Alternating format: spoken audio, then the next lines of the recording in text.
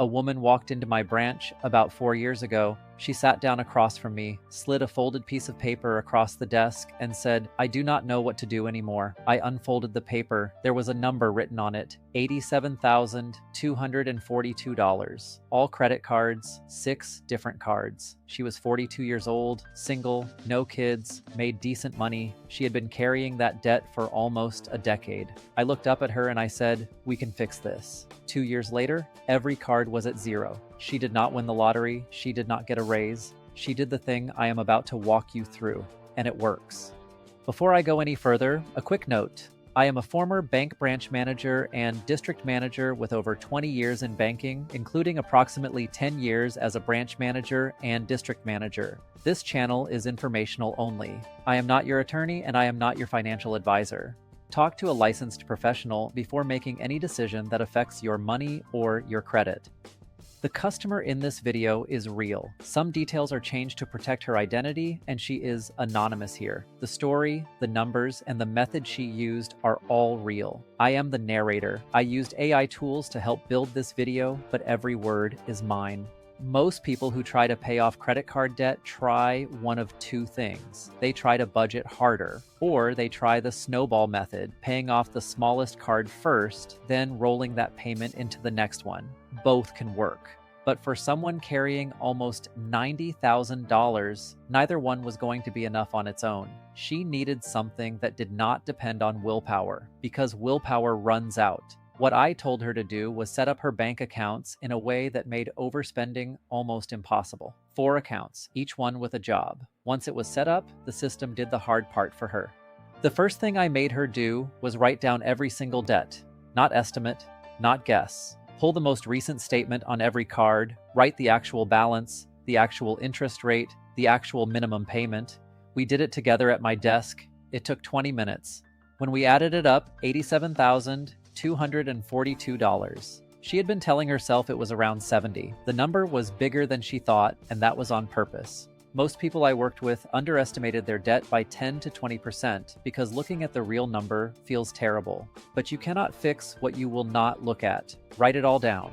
Once she had the real number, the next step was a calculator. Not the calculator app on your phone, a debt payoff calculator. There are free ones everywhere online. The Ramsey Solutions team has one most people know. Bankrate has one. Your own bank app probably has one built in now. Whichever bank you use, Wells Fargo, Chase, Bank of America, Capital One, most of them added budgeting and payoff tools in the last 2 years. You plug in the balances, the interest rates, the minimum payments, and the tool tells you exactly how long it will take and how much interest you will pay.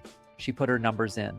At minimum payments only, she was going to be paying for 19 years and would pay close to $70,000 in interest. She almost cried. Good, that number is what motivates the next step. Here is the part most finance channels do not teach because most of them are not bankers. The way you stop overspending is not by trying harder. It is by making it physically harder to overspend. We set up 4 bank accounts. Account 1, called Income and Bills. Every paycheck goes here. All of her fixed monthly bills, rent, utilities, insurance, minimum credit card payments, set to auto pay out of this account. She never touches this one. Account 2, called Spending. Every Sunday night, a fixed amount transfers in.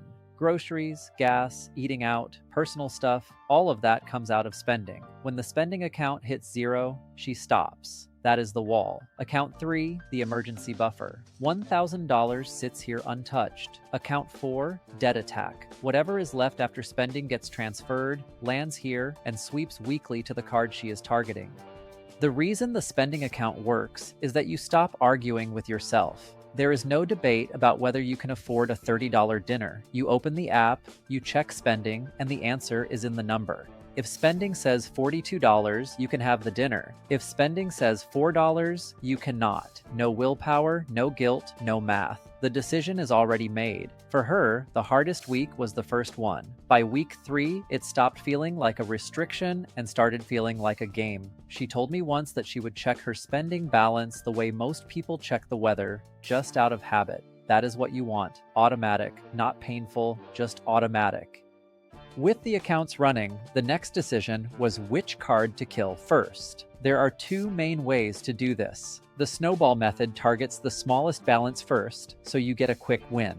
The avalanche method targets the highest interest rate first, so you save the most money. The research is actually pretty clear. The Snowball method has a higher success rate because human beings need the early win. Avalanche is mathematically better, but more people give up halfway through. We picked Snowball. Her smallest card was $2,300. With every dollar from Debt Attack going at it, she killed it in 2 months. The relief on her face when that first card hit 0 was the moment I knew she would finish. Once card 1 was paid off, here is the part that makes the snowball actually snowball. The payment she was making on card 1, around $600 a month, did not go away. It rolled into the payment for card 2. Card 2 was about $4,800. Same Debt Attack account, same weekly sweep, plus that extra $600 from card 1.